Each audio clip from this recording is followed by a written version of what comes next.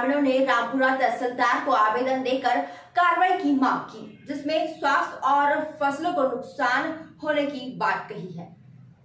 नीमच के रामपुरा तहसील के ग्राम बसंतपुर में गौचर भूमि पर क्रेशर प्लांट लगाए जाने से नाराज ग्रामीण जनों ने रामपुरा कार्यालय पहुंचकर तहसीलदार मुकेश निगम को आवेदन देकर कार्रवाई की मांग की है, जिसमें ग्रामीणों ने बताया कि बसंतपुर स्थित सर्वे नंबर 317 की गौचार भूमि है। उक्त भूमि पर भीलवाड़ा निवासी मोइनुद्दीन पिता यूसुफ छिपा राजस्थान के द्वारा केशर प्लांट का कार्य प्रारंभ कर दिया गया है। ग्रामीणों का आरोप है कि उक्त भूमि गौचार भूमि है और इसके साथ साथ ही अन्य लोगों की कृषि भूमियां भी हैं, जहां पर फसलें खड़ी हैं।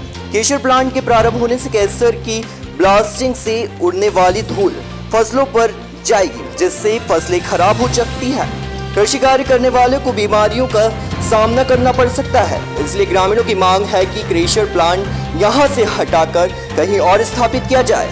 नीमच रामपुरा से अजीमुल्लाह खान। तहसील कार्यालय में ज्ञापन देना है।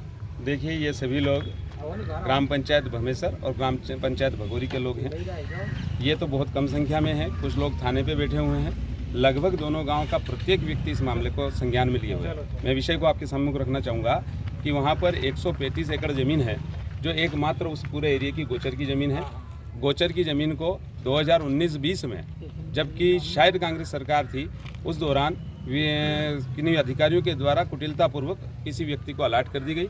यह अलाटमेंट आपको बड़ा आश्चर्य होगा, भीलवाड़ा के आसपास रहने वाले किसी व्यक्ति के नाम पे हुआ और उनके द्वारा अभी क्रेशर लगाई जा रही। अब उस क्रेशर के कारण नुकसान ये है कि वह गोचर की पूरी भूमि खराब हो जाएगी। वहाँ पर जो सरोवर बने हुए हैं, वो सुंदर तालाब, उन दो तालाबों को नुकसान पहुंचेगा। उनका जो जल संग्रहण है वो समाप्त हो जाएगा। अड़ोस पड़ोस में इनकी जो खेती है वो खेती समाप्त हो जाएगी। और सबसे बड़ी दिक्कत कि वहाँ पे बड़ी संख्या में पशुधन है, उस पशुधन को रखने चराने के लिए इसके अतिरिक्त और कोई ज़मीन नहीं है। इसलिए संपूर्ण ग्रामीण जन चाहते हैं कि बड़ी मेहनत से इन्होंने गोचर की भूमि अतिक्रमण से, अतिक्रमणकर्ताओं से खाई लगाकर बचाई हुई, अपनी मेहनत से बचाई हुई। पूर्व में यह फॉरेस्ट की ज़मीन होती थी, उसे राजस्व में इन्हीं लोगों की मेहनत के कारण किया गया और गोचर की घोषित भूमि को जिस प्रकार से आवंटित किया गया, इसका हम सब लोग विरोध कर रहे हैं। और गोचर की भूमि को बचाने का हम सबका दायित्व भी है, तो हम उस अपने दायित्व का भी निर्धारण कर रहे हैं। साथ ही साथ इन ग्रामीणों की व्यवस्थाओं को, अगर ये भूमि चली जाती है तो वो समाप्त हो जाएगी। वहाँ पर जो पशुधन है और विशेषकर गौ माता है, जिसकी आज बड़ी समस्या है, उनके लिए बहुत बड़ी समस्या पैदा हो जाएगी। उस समस्या को रोकने के लिए, समाधान के लिए हम अनुनय विनय करने आए हैं,